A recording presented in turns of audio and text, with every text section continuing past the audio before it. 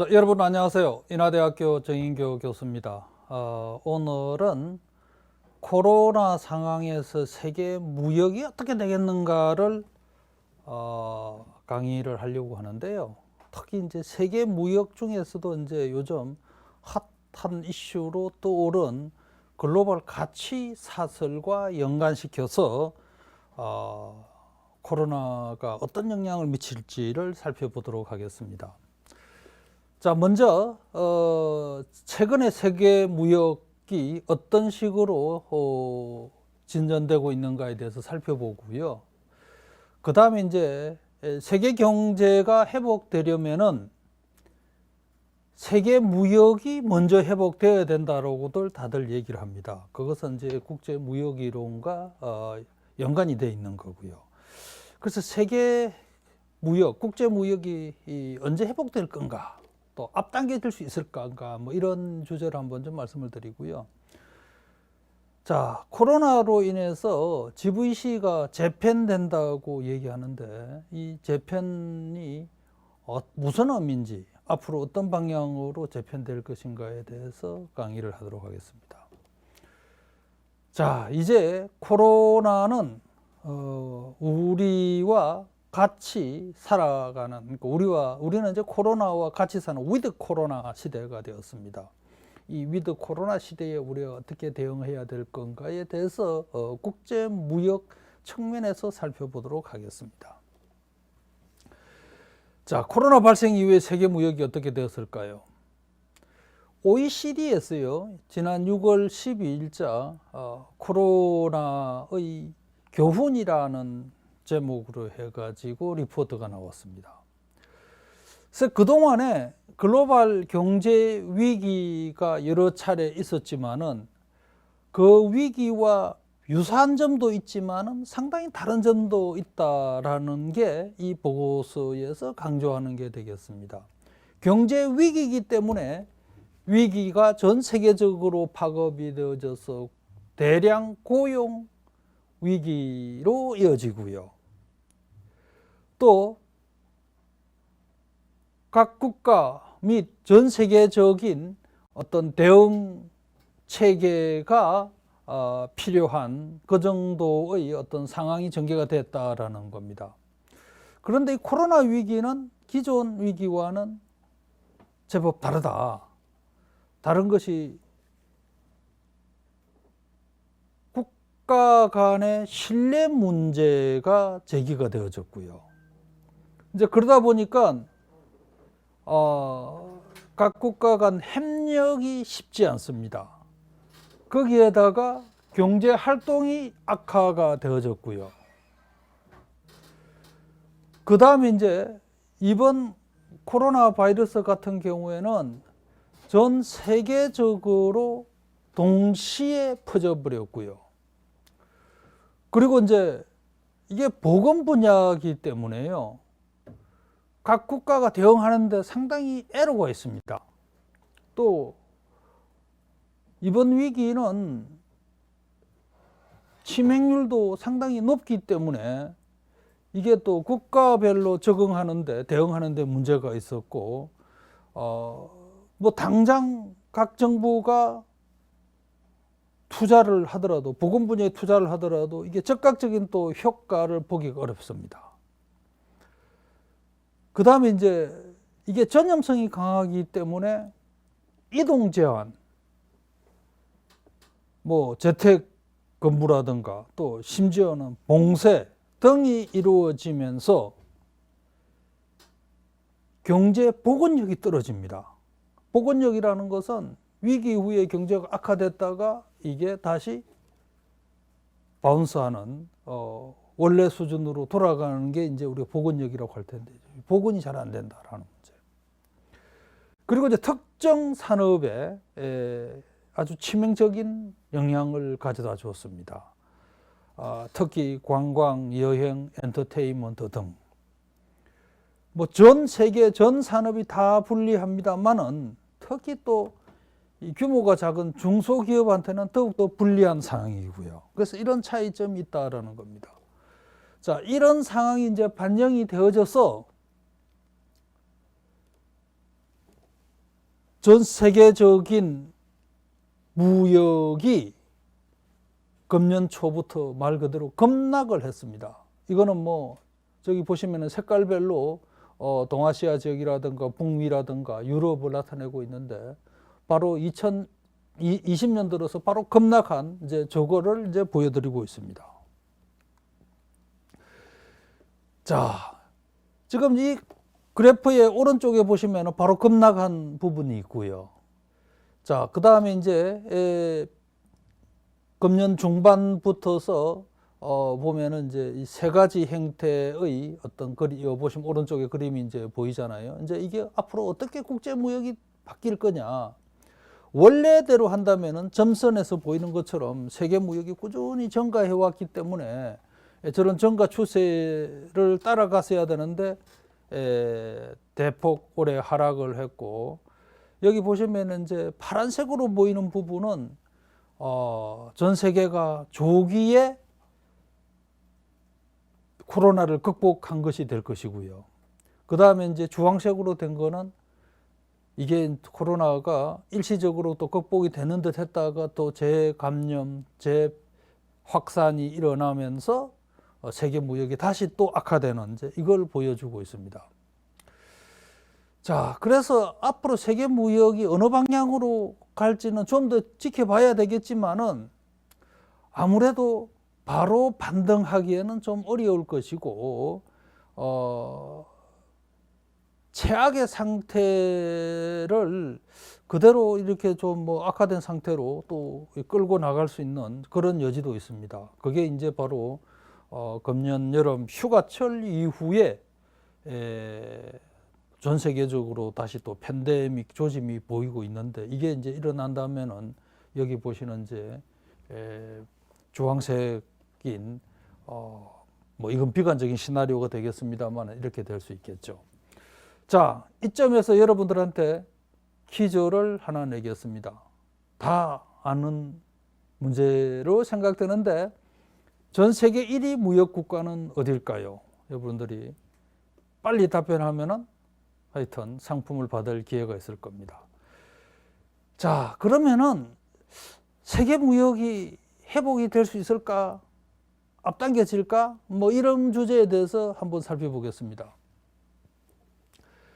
자, 이게 이제요, 위기가 발생하고 나서 세계 무역이 어떻게 되었는가를 보여주는 게, 먼저 요게 이 회색깔로 보여주고 있는 게 이제 2008년도 금융위기가 터지고 나서 세계 무역이 정상화되는 데까지 걸린 개월 수를 보여줍니다. 처음에는 바로 또 이번에 코로나처럼 급락을 했다가 3개월째부터서 거의 바닥을 쳤고 거의 9개월 때까지 최악의 어떤 그 무역 저조를 기록을 했다가 점진적으로 회복을 해서 위기 발생 21개월째 되니까 거의 정상 수준으로 복귀를 했습니다. 근데 이번 코로나는 어떨까요? 코로나는 2008년도 금융위기 때보다도 더 가파르게 급락을 했습니다. 그랬는데 3개월째 지나면서부터 세계 교역이 반등을 했고요. 지금 한 4개월, 5개월 뭐 이 시점으로 본다면은 뭐 상당 부분 지금 회복한 걸로 나옵니다. 자, 이걸 두고 이제 일부에서는 이게 글로벌 금융위기보다는 무역 회복이 빠르지 않겠는가? 무역 회복이 빨라지면은 세계 경제 회복도 빨라질 수 있다. 라는 이제 이런 주장들이 나오고요. 이제 과연 그럴 수 있을까라는 이제 우려가 제기가 되죠. 심지어 월스트리트 저널에서도 코로나 위기 가장됐다. 이제 이런 보도가 나오고 있고요. 최근입니다. 지난주죠. 세계 무역기구 WTO에서 세계 무역을 전망을 하면서 올해 세계 무역 감소량은 9.2%가 되겠다. 근데 9.2%는요, 4월 달에 전망을 했을 때, 그때는 잘해야 12.9% 감소에 그치겠다. 좀 더 악화되면은 심지어 32%까지 3분의 1 토막이 날아갈 수 있다라고 했는데, 한 3, 4개월은 이제 팬데믹 이후에 3, 4개월입니다. 3, 4개월 이후 보니까, 이게 세계 무역이 반등을 하는 걸로 봐서는, 아니야, 그 정도는 아닐 것 같다. 이제 이런 뭐 전망들을 이제 하면서, 잘하면은 내년에는 7.2%까지 반등을 할 수 있지 않겠는가. 물론 9.2% 잘하면 9.2% 감소하고 올해 내년에 7.2% 반등하게 된다면은 뭐 그래도 한 2%포인트는 정상 수준에 미치지 못하지만 그래도 뭐 다행이지 않냐라는 거고, 자, 이게 이렇다면은 우리가 그렇게 걱정할 필요가 있나라는 이런 주장들이고요. 더더군다나 이제 아시아 지역은 이게 무역 회복이 더 빠를 것 같다. 이제 그 이유는 바로 이제 좀 이따 보여드리겠습니다만은 중국이 이 수출을 빨리 늘림으로써 빠른 시점에 늘림으로써 이제 아시아 지역 전반적으로 플러스가 나타났고요. 물론 우리도 예상보다는 수출이 잘 되고 있습니다.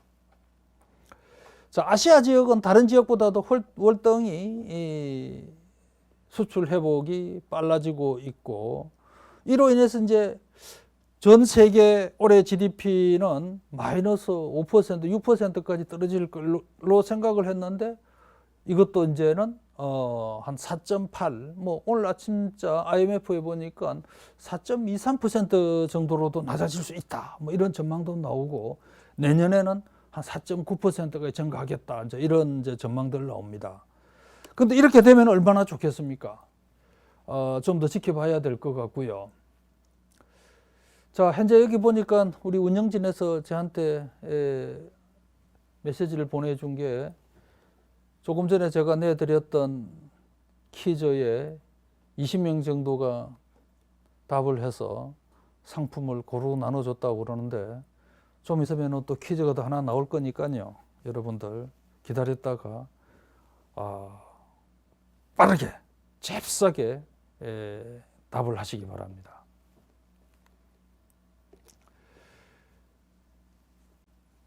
자, 이 코로나가요, 이제는 물론 이제 현재 무역이 뭐 영향을 받고 있습니다만은, 이제 가장 큰 게 이제 앞으로 전 세계적인 어떤 이런 무역 질서나 지금까지 무역이 이루어지고 또 무역의 어떤 그런 그 근간이 되었던 글로벌 공급망, 여기에도 이제 영향을 많이 미칠 것이고요. 또 한편으로는 또 그동안에 세계 무역의 가장 큰 위협 요인이었던 미중 갈등도 더 악화시킬 이제 이런 조짐으로 보이고요. 또 한편으로는 코로나 대응을 위해서 보호무역도 늘어나지 않겠는가라는 이런 이제 걱정들이 생깁니다. 더더군다나 또 현재로서는 크게 걱정들을 안 하는 것 같은데, 코로나 팬데믹이 다시 또 발생할 수 있다. 또 한편으로는 금년 초에 많은 국가들이 긴급 재난기금들을 편성을 해서 국민들한테 제공을 했고요. 그래서 이제 사실 소비가 늘어난 게 세계 무역 증가뿐만 아니라 세계 경제 회복에 기여를 했습니다. 근데 이제 각 국가들이 금년 하반기 들어서면서 이제 재난기금 지원하는 거를 거의 대부분 다 끊었습니다. 그래서 이제 이게 또 영향을 미칠 수도 있을 것이고요. 제가 간단하게 잠깐 말씀드렸습니다만, 보호무역주의 이거 앞으로 심상치 않을 겁니다. 이게 결국은 또 세계 무역의 발목을 잡는 어떤 그런 요인이 될 것이고요. 지금 미국 트럼프 대통령이 그동안에 중국과의 무역 수지를 개선하기 위해서 많은 압력을 넣었는데 올해 사실은 미국이 최악의 무역 수지 적자를 기록을 하고 있거든요. 그게 뭔가 또 조만간에 또 미국에서 뭔가 조치가 나오지 않을까라는 생각이 듭니다. 물론 이제 앞으로 미 대선 결과가 또 영향을 미칠 수 있겠습니다만, 또 한편으로는 지금 금년에 많은 기업들이 도산을 했을 겁니다. 그리고 또 기업 공급망도 조정이 되고 하면서 무역 패턴이 상당 부분 또 변했을 수도 있고, 또 이런 이제 리스크가 있습니다. 또 전 세계적으로 본다면은요, 그동안에 세계 무역이 늘어난 것 같은데 실은 물가가 올라서 금액 기준으로 무역이 늘어났지, 이거를 물량 기준으로 한번 계산을 또 해봤더니 독일에 있는 킬 연구소가 있는데요, 이 그닥 사실 늘어난 게 아니다. 이 늘어나지 않은 시점이 보면은 2008년도 글로벌 금융위기입니다. 그래서 우리는 무역이 꾸준히 이렇게 늘어난 거를 여러 가지 측면에서 중시를 해왔는데, 무역 구조가 근본적으로 지금 변하고 있는 이런 과정이고, 여기에 코로나가 또 다른 영향을 미칠 수가 있다라는 겁니다. 또 한 가지 이제 이 무역 구조가 바뀌고 있는 게요, 지금 이 표를 보시면 2008년도 글로벌 금융위기가 세계 무역에 상당히 그 중요한 의미를 주고 있는데, 그 전에 보면은 GDP 대비 세계 무역 혹은 교역의 비중이 GDP보다는 훨씬 높았습니다. 지금 그래프가 다 위에 있지 않습니까? 물론 뭐 1992년 3년에는 거의 맞물려 있습니다만, 그런데 그 이후에 보면, 최근 들어서 보면은 이게 이제 세계 무역 규모가 세계 GDP 규모보다 훨씬 못 미치고, 앞으로 코로나 이후에는 이게 또 더 처질 수 있는 이런 상황이다라는 말씀드리고요. 자, 전 세계 대표적인 제조업 국가, 무역 국가 하면은 뭐 퀴즈에서 퀴즈를 드렸습니다만은 뭐 당연히 중국이죠. 세계 무역 1위 국가는요. 자, 2000년부터서 중국의 제조업 생산이 아주 빠른 속도로 전 세계에서 이렇게 이제 빠르게 증가한 나라가 없었죠. 그랬는데 이제 금년 들어서 이렇게 엄청 꺾였습니다. 꺾였다가 다시 또 올라갔죠. 이제 올라갔다라는 게 중요합니다. 그죠? 자, 다른 나라는 지금 저렇게 못 올라가고 있어요. 여기 이제 보시면은 여러분들 보이는지 모르겠습니다만, 이렇게 꺾여졌다가 이게 상당히 꺾여진 거거든요. 그러다가 또 바로 이렇게 바운스를 했어. 사실 이 부분만 좀 확대를 해서 보여드렸으면 좋았겠습니다만, 이게 이제 우리도 뭐 부분적으로 지금 이런 양상을 보이고 있는데, 중국은요 다른 나라와 이제 상당히 다른 것이, 여기 보시면 이제 오른쪽 그래프를 보시면은 금년 초에 코로나가 발생하고 나서 경제 활동이 봉쇄된 정도를 보여드리는 건데, 이 빨간색은 중국입니다. 그 나머지 세계, 특히 미국이나 유럽은 여기 점선으로 이제 이 부분이고요. 그 중국은 거의 뭐 정상을 회복했는데, 지금 점선으로 회복해 놓은 거는 이렇게 되지 않겠는가를 사실 전망을 해 놓은 거고요. 이렇게 안 될 가능성도 있죠.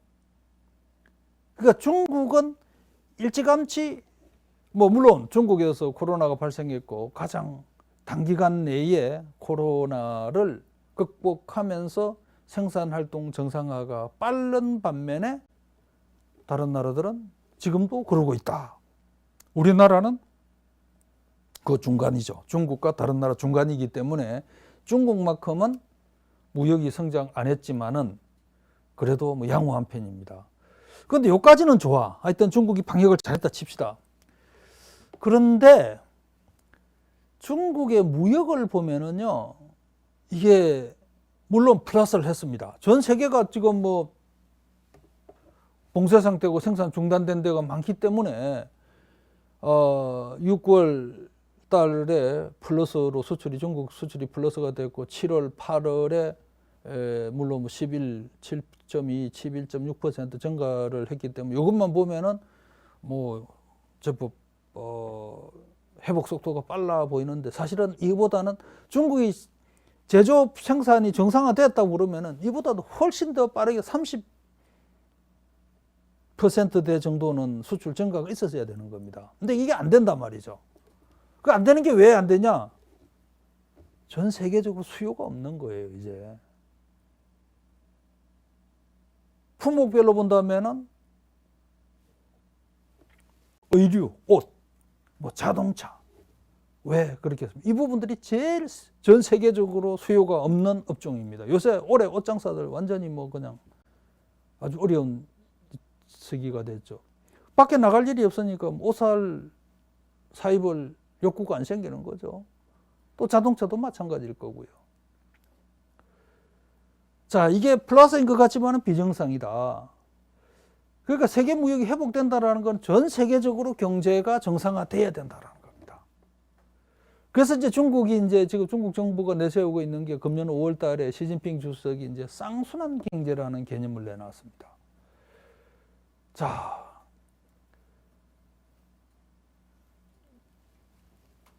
중국이 세계적으로 보니까 뭐 미국이 중국 수출을 가로막고 있고 또 중국 내수 시장은 제법 큰 편이고 제법이 세계 물론 뭐 중국 다음 미국 다음으로 크죠. 자, 그러니까 중국은 해외 무역도 하긴 하지만은 이제는 중국 내에서의 수요를 가지고 산업 발전과 경제 성장에 밑거름으로 삼겠다라는 게 이제 쌍순환 경제죠. 그래서 중국도 이제 앞으로 저렇게 된다고 그러면은 이제 무역 질서나 무역 구조가 더 악화될 수 있다라는 겁니다. 자, 우리가 이제 우려하는 게 이제 바로 이제 코로나 현황이죠. 지난주 10월 7일 기준으로 해가지고 감염자가 3,500만 명을 넘었었습니다. 예상대로라면은 저 숫자가 이제는 조금 줄어들었어야 되는데, 이런 속도가 좀 뭐 둔화됐어야 되는데 그렇지 못하고 있고 사망자가 100만 명 이상 늘어났고요. 자, 하루 확진자나 사망자 추이를 보더라도요. 여기 보시면은 지금 확진자 숫자가 전혀 줄지 않습니다. 오히려 더 늘어납니다. 하루 새에 무려 36만 명의 신규 환자가 생기고 있고요. 미국 같은 데는 뭐 5만 명이 넘습니다. 그러니 지금 제2 팬데믹이 올 수 있다라는 우려들 하고요. 자, 이 시점에서 다시 한번 여러분들한테 퀴즈 냅니다.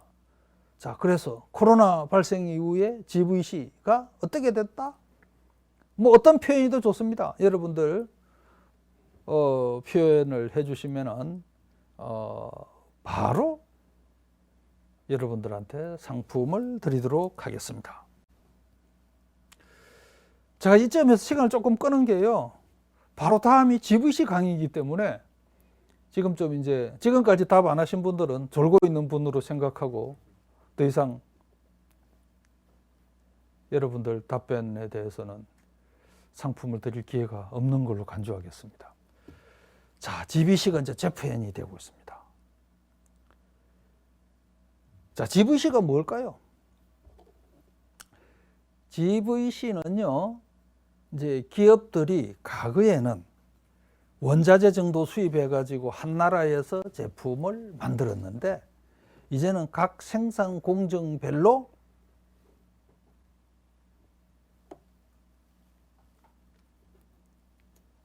그 생산 공정을 각 국가의 경쟁력에 따라서 분산을 시켜 놓은 거를 GVC라고 합니다. 글로벌 밸류 체인, 글로벌 가치 사슬. 그러니까 예를 들어서 제가 실은 그런 경험이 하나 한 번 있어요. 제가 이제 한 10년 전인데요. 밤 비행기를 타고 베트남 하노이에 출장을 가는데 자리가 많이 비었는데 바로 옆자리에 제 또래 나이쯤 되는 분이 타셨길래 인사를 하고 이제 그러다 보니까 이분이 베트남에서 봉제업을 해요. 근데 봉제업을 하시는데 중국에도 공장이 있고 베트남에도 공장이 있는 거예요. 그래서 제가 궁금해가지고 아니 뭐 중국이나 베트남이나 뭐 그 비슷한 것 같은데 그냥 한 자리에서 다 마무리하시지 왜 베트남은 또 왜 또 필요하시죠? 그랬더니만 중국에서는요 기본적으로 재단이나 봉제 위주로 하고 물론 한국에서는 옷 디자인하고 뭐 마케팅하고 이런 거 하죠. 봉제를 하지만은 우리가 주로 하는 그때 이제 보니까 보여주는데요. 그 여러분들 이제 연예인들 옷 입은 거 보면은 그 반짝이 단추, 반짝이 그 필름 같은 거 붙인 거 있잖아요. 반짝반짝 비늘 같은 걸 엄청 막 붙인 그런 옷들이 있잖아요. 이제 그런 옷들을 하시더라고. 그래서 이거는 인건비가 엄청 들어가지고 비늘을 하나씩 다 붙여야 된다 이거예요. 이거는 베트남에서 하고 그래서 그 옷 뭐 셔츠나 이런 뭐 블라우스나 이런 앞부분에 그 붙여진 판만 베트남에서 해서 그건 다시 또 중국으로 와서 마무리를 한다. 그러니까 이제 원단은 한국에서 만들어서 그 원단을 칭다오로 가서 청도에서 저기 패턴에 따라서 재단을 하고 옷감을 자르고 중요한 부위에 뭐 등등등 해가지고 그 아까 그 얘기했던 그 비늘 붙일 부분만은 다시 그것만 베트남으로 보내는 거예요. 그 베트남에서 또 그거 해가지고 다시 칭다오로 와서 베트남에서 칭다오로 와서 최종적으로 옷이 완성이 되는 거죠. 자, 그래서 어떻게 보면은 공정에서 본다면은 그 옷 붙이는 그 비늘 붙이는 그거 하나만을 위해서 베트남을 간 거예요. 그 공정을 일부 떼준 겁니다. 이제 그런 걸 이제 GVC라고 합니다. 그래서 베트남은 그 당시만 지금은 뭐 베트남에 삼성전자가 들어가서 뭐 삼성전자가 베트남 수출의 4분의 1을 지금 커버를 하고 있습니다만은 그때만 하더라도 베트남은 아주 풍부한 노동력의 인건비는 아주 싼 나라였죠. 그 베트남은 하여튼 그 인건비를 바탕으로 해가지고 글로벌 밸류 체인에 참가를 하고 해서 어쨌든 오늘날 제조업 국가가 이제 된 거죠. 그래서 개도국이 글로벌 밸류 체인에 참가를 하려고 그러면은요, 이거는 뭐 제가 그 OECD에서 2015년도에 나온 자료를 요약을 해드리는데요. 결국 이제 아무 국가나 다 GVC에 참여하고 있는 게 아니라 가장 중요한 게 보니까 국가의 규모, 그 다음에 지리적 위치, 그 다음에 GDP 대비 제조업 비율. 이게 이제 어떤 그 나라의 특성상 그 중요한 요소가 되는 거고 또 그 나라의 정책도 중요하다. 관세라든가 원산지 규정이라든가 뭐 서비스 자유화 문제라든가 뭐 등등 이런 정책들이 중요하다라고 이제 강조를 했어요. 더더군다나 이제 개도국들은 대부분이 이제 일정 부분 생산 공정을 담당을 합니다. 체종제를 이제 조립하는 뭐 이런 국가도 있을 수 있겠습니다만은 조금 전에 말씀드렸던 옷에 그 반짝이 붙이는 거, 뭐 그걸 하나의 공정이라 칩시다. 그런 게 바로 이제 후방 공정에 해당이 되는 건데, 그래서 이런 그 생산 활동에 참여를 하려고 그러면은 기본적으로 생산 요소가 많아야 된다. 생산 요소라고 그러면 이제 노동, 자본, 토지 이런 걸 얘기하는데 뭐 많은 부분은 이제 노동이 중요하죠. 싼 임금의 풍부한 노동력. 그 다음에 지리적으로 가까워야 됩니다. 베트남은 뭐 중국하고 제일 가깝고 국경도 붙어 있으니까 제일 가깝죠.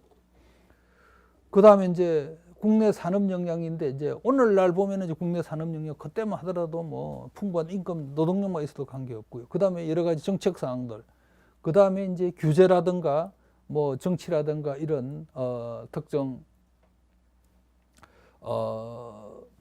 이 제도적인 측면. 그 다음에 이제 강조했던 게 이제 연결성. 그 다음 물가라든가 거시 경제적 요인. 이제 이런 게 중요하지 않겠는가라고 봤고요.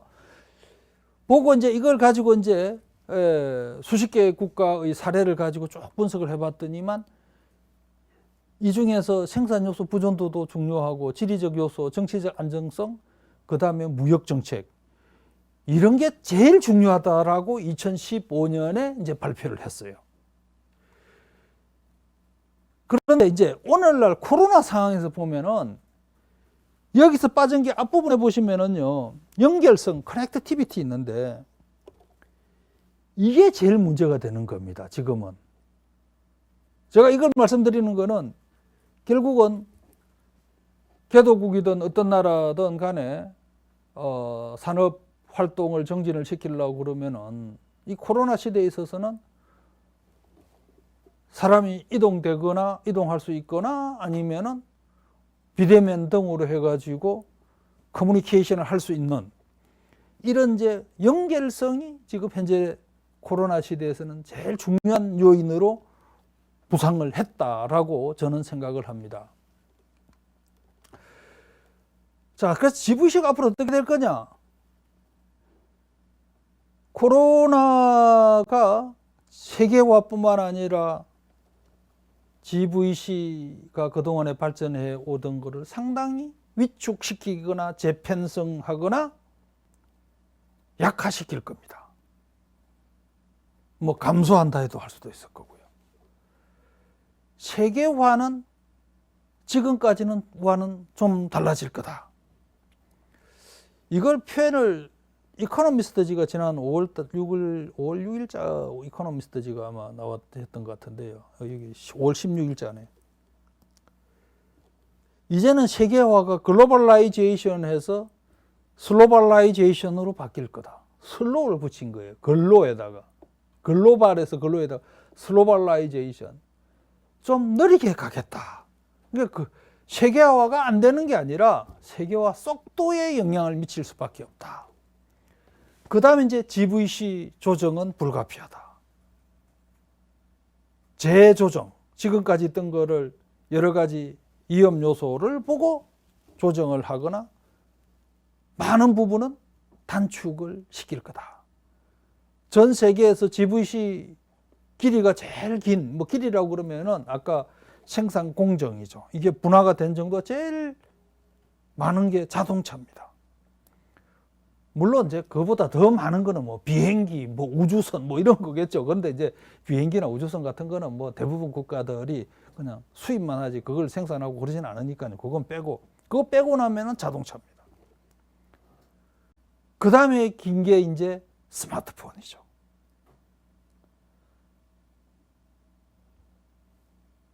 자, 그래서 이게 이제 조정이 될 수밖에 없고, 조정을 하면서 이제 중시하는 게 바로 회복력 문제입니다. 리질리언스라고 그러는데요. 아까 제가 이제 퀴즈를 냈잖아요. GVC가 어떻게 되겠는가. 그런데 많은 학생들이 답을, 학생이 아니고요. 뭐 제가 이게 학교에서 강의를 하다 보니까 학생이 입이 뱉는데 이 강의를 들으시는 일반인들도 많이 계실 텐데 시청자들께서 90%가 GVC가 증가 확산한다라고 답변을 하셨는데요. 틀린 답이죠. GVC가 재조정되거나 위축되거나 축소되거나 하여튼 뭐 단축된다. 그래서 여러분들이 강의를 들으셔야 되는 겁니다. GVC가 확산되면 여러분 걱정할 거 없어요. 위축되니까 걱정이지.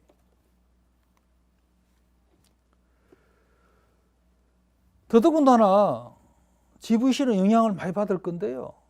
이제 코로나 책임론 문제가 계속 지금 얘기들 나오고 있습니다. 이러면서 또 이제 보호무역주의뿐만 아니라 미중 갈등이 악화될 거고요. 이게 또 무역 비용 증가로 이어질 것이고, 따라서 이게 커넥티비티, 비대면 혹은 디지털화 역량이 어떻게 되느냐에 따라서 여러분들의 비즈니스나 또 그 나라, 그 회사의 경제 실적도 달라질 것 같습니다. 또 걱정하는 것 중에 하나가요. 이제 미중 갈등, 미중 대결 구도의 한 산물인데 수입 규제라는 말은 많이 들어봤겠습니다만은 여러분들 많이 들어봤죠. 근데 이제 앞으로 이제 또 수출 통제가 문제가 될 수가 있습니다. 수출 통제. 여러분들 작년 7월 1일부에 일본이 우리나라에 대한 반도체나 디스플레이에 투입되는 꼭 필요한 핵심 물자 3개에 대해서 수출 규제를 한다고 했지 않습니까? 그거 역시 수출 통제입니다. 이게 이제 앞으로 미중 갈등 관련해 가지고 늘어나는 게 걱정입니다. 그건 좀 이따 말씀을 드리고요. 결과적으로요, 이 코로나가 발생했고 이게 팬데믹으로 이어지면서 결국은 무역 비용이 많이 올라갔습니다. 글로벌 밸류 체인이 그동안에 꾸준히 확산되어져 왔던 거는 무역 비용이 국제적 노력에 의해서 낮아져 왔기 때문에 무역을 2단계, 3단계, 4단계 늘리는 게 기업하는 사람 입장에서는 이점으로 계산이 되어졌던 거죠. WTO에서요 나온 보고서인데 이것도 최근에 나왔습니다. Trade cost in the time of global pandemic. 글로벌 팬데믹에 있어서의 무역 비용. 결론은 그겁니다. 출장도 못 가. 뭐 많은 국가들이 재택 근무를 명하거나 봉쇄 조치를 취함으로써 회사도 문을 안 열어. 거기에다가 화물 비용이라든가 한송 뭐 비행기가 뭐 못 뜨는 거는 말할 것도 없고요. 이런 것 때문에 또 운임이 또 엄청 올라갑니다. 수출 통제도 마찬가지고 거기다가 불확실성 증가해. 이러다 보니까 전반적으로 무역 비용이 올라가고 이로 인해서 또 글로벌 밸류 체인을 악화시키겠다.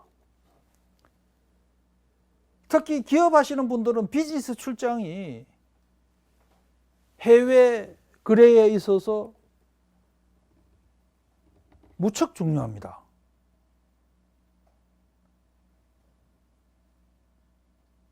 기존에 거래하던 거는 그냥 뭐 이메일로나 뭐 전화로 인터넷으로 해결할 수 있겠습니다만은 문제가 터졌거나 또 새로운 비즈니스를 발굴할 때는 대면 접촉이 불가피한데 이게 이제 안 되는 겁니다. 그래서 이제 디지털 비대면 인프라가 중요하긴 한데 그렇다 손치더라도 대면 비즈니스의 효과만큼을 기대할 수가 없는 거죠. 자, 이 그래프를 한번 보십시오. 요 이제 파란색이 하여튼 국제선 비행기의 운항 횟수를 나타내는 겁니다. 3월부터서 급락해가지고 6, 7월 좀 올라가고 있습니다만은 어쨌든 빨간색은 이거 유럽 내에서 날아다니는 국제선 빼고 나면은 코로나 팬데믹 이전의 수준을 100이라고 치면은 지금 뭐 50 정도 지금 돌아가고 있거든요. 그러다 보니까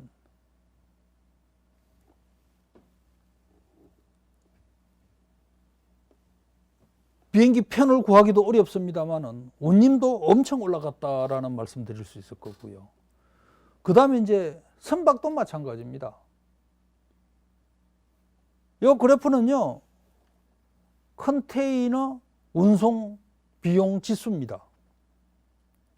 2019년도에 24피트짜리 컨테이너 하나가요, 뭐 하여튼 뭐 어디에서 이동하는데 단가가 지금 여기 보시면은 800 정도였습니다. 지수로는 800 정도 됐어요, 인덱스가. 그런데 지금 최근 현재로서는 보면은 약 한 1,450 정도 되죠. 1,430. 그러니까 운임이 그만큼 오른 겁니다. 그 운임도 올라. 출장 가기도 힘들어. 비행기 값도 물론 올랐고요. 그러니까 전반적으로 무역 비용이 높아졌다. 이제 이렇게 볼 수 있을 것이고요. 그 다음에 이제 미국의 시카고에 있는 어느 대학에서 발표하는 이제 세계 불확실성 지수입니다. 90년도부터 지금 하고 있는데 하여튼 금년 초에 코로나19가 터졌을 때 지수는 사상 최고치였습니다. 2008년에 비하면은 뭐 월등히 크고요. 2012년에는 또 그 당시에 이제 뭐 유럽에 있어서 여러 가지 또 뭐 불확실성 때문에 높았다가 지금 현재는 그거보다는 뭐 금년 초에는 아주 높았다가 이제 코로나에 대해서도 우리가 이제 익숙이 되어졌죠. 익숙이 되어졌는데 이제 지금 보면은 그 불확실성 지수가 많이 떨어졌습니다. 그죠? 19에서 여기 보시면은 19 저기 오른쪽에 오른쪽 보면은 꼭대기 보면 아주 높은데 지금 뭐 아주 급락이 돼 있잖아요. 그러면 불확실성이 해소가 됐냐? 라고 질문하실 수 있을 텐데 이거는 뭘 나타내냐면은 전 세계가 아주 불확실해졌고 코로나로 인한 위험이 엄청 커졌다라는 게 확실해진 걸 나타내는 겁니다. 코로나 리스크 자체가 줄어든 게 아니고 리스크가 확실히 있다라는 걸 인정해줬고 세계 경제가 저성장으로 갈 거다라는 게 이제 그거는 확실해진 거를 이제 반영이 된 거라고 봐야 되는 거죠. 자, 코로나 시대에 그럼 우리가 어떻게 대응할 거냐? 역시 이제 OECD에서 나온 리포트인데요. 불확실성이 지속이 되겠지만은 어쨌든 국가 간 협력을 통해서 무역 활성화를 시켜야 되겠다. 무역 활성화가 제일 시급하다. 각 국가가 보호무역주의 등등 하고 있는데 이제는 좀 투명하게 해서 이런 정책이나 어떤 그 국가의 제도에 의한 애로사항들을 좀 없애나가고 국가가 신뢰나 무역 체제에 대한 신뢰를 높여나가야 되겠다. 또 의약품 등과 같이 꼭 필수 의약품에 대해서는 시장 신뢰를 높여나가야 되겠다라는 거고요. 공급망, 그런 품목에 대한 공급망을 유지를 해나가야 되고, 그 다음에 국제관계뿐만 아니라 시장 질서를 악화시키는 정책은 어떤 나라든지 간에 더 이상 하지 말자. 많은 국가들이 수출 제한도 하고 있는데 이거 정말 철폐하자. 그 다음에 단기적인 관점에서 소위 걸린 궁핍화 정책에서 탈피해서 장기적인 안목에서 서로가 윈윈하는 정책으로 가자. 이제 이걸 이제 강조를 하고 있습니다. 그래서 코로나 현상이 단기간 내에 끝날 것 같으면은 단기적 이익을 쫓아도 되겠지만은 어차피 장기화될 거고 그런 장기화에서 단기적 이익은 금방 장기적 손실로 상쇄될 거기 때문에 국제협력이 더 좋다라는 거죠.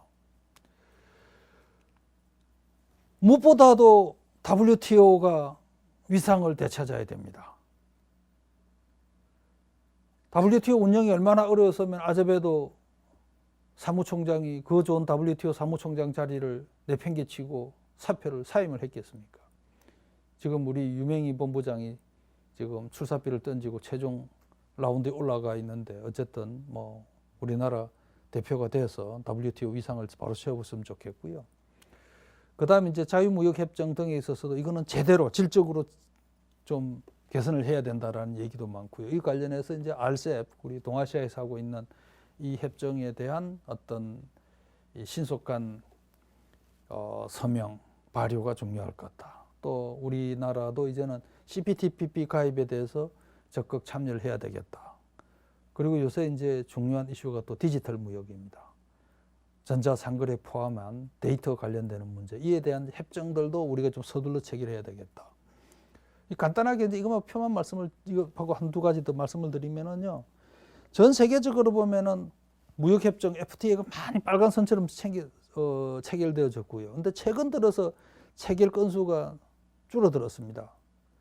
그런데 이제 이게 월드뱅크에서 이제 발표한 보고서에 따르면은 협정 수는 많지만은 품질이 떨어진 협정이 너무나 많다. 이제부터서는 높은 수준의 협정으로 다 바꾸어야 된다. 이게 이제 코로나 시대에 각 국가가 살아남는 방식이다. 새로운 무역협정을 이제는 기존 협정도 다 업그레이드 협정을 해야 된다는 겁니다. 그래서 DTA로 가자라는 거고요. 자, 봤더니만 최근에 체결된 협정은 그런대로 알맹이 있는 게 많다라는 게 이제 이 그래프가 보여주는 대체적인 얘기고요. 그 다음에 이제 우리가 이제 지금 뭐 미국도 그렇고 리쇼어링 얘기를 많이 하는데 리쇼어링이 필요하죠. 필요한데 무리한 리쇼어링은 곤란하다. 부작용만 가져온다. 리쇼어링 하기 위해서는 기업들이 그 나라에 들어올 수 있도록 비즈니스 환경을 개선하라. 그 우리나라 리쇼어링 정책도 사실 마찬가지예요. 물론 리쇼어링이 잘 되면은 고용 창출하고 국내 생산도 늘어나겠습니다만은 그렇게 할 수 있도록 국가가 제도적인 뒷받침을 해주라. 지금 뭐 디지털 뉴딜 정책을 정부가 발표를 했는데 이것도 이제 리쇼어링 정책하고 결부가 되어져야 되고 그 다음에 이제 서비스 분야와 뉴딜하고 이어져야 되겠습니다. 미국은 뭐 미국의 무역 환경이 비즈니스 환경이 많이 개선됨으로써 이렇게 이제 많은 기업들이 들어왔습니다. 이거 넘어가겠습니다. 그래서 우리나라 기업들한테 왜 리쇼어링을 하지 않냐, 국내에 왜 들어오지 않냐 했더니만 생산비가 너무 비싸다. 한국에서 생산비가 너무 비싸서 못 견뎌서 해외로 나가는 중국으로 갔는데 한국에서 다시 들어와서 사업을 할 수 있겠는가라는 이제 얘기들 많이 하고 있고요. 그 다음 노동 한계 문제, 규제 문제. 그래서 이제 인건비에 의존하지 않는 디지털 산업들이 한국에 들어와야 되는 거예요. 우리가 무슨 뭐 의류 봉제하는 기업들이 한국에 들어와서 사업할 수 있겠어요? 그러나 첨단 산업은 가능하죠. 자, 그 다음에 이제 여러분들한테 이제 꼭 보여드리고 싶은 게 이제 수출 통제 얘기를 많이 했었습니다. 지금 이제 전 세계적으로 보면은 수출 통제가 지금 늘어날 가능성이 아주 높습니다. 이게 이제 앞으로 GVC 재팬에도 영향을 많이 미칠 것이고요. 뭐 간단하게만 보여드리면은 49년도에 대공산권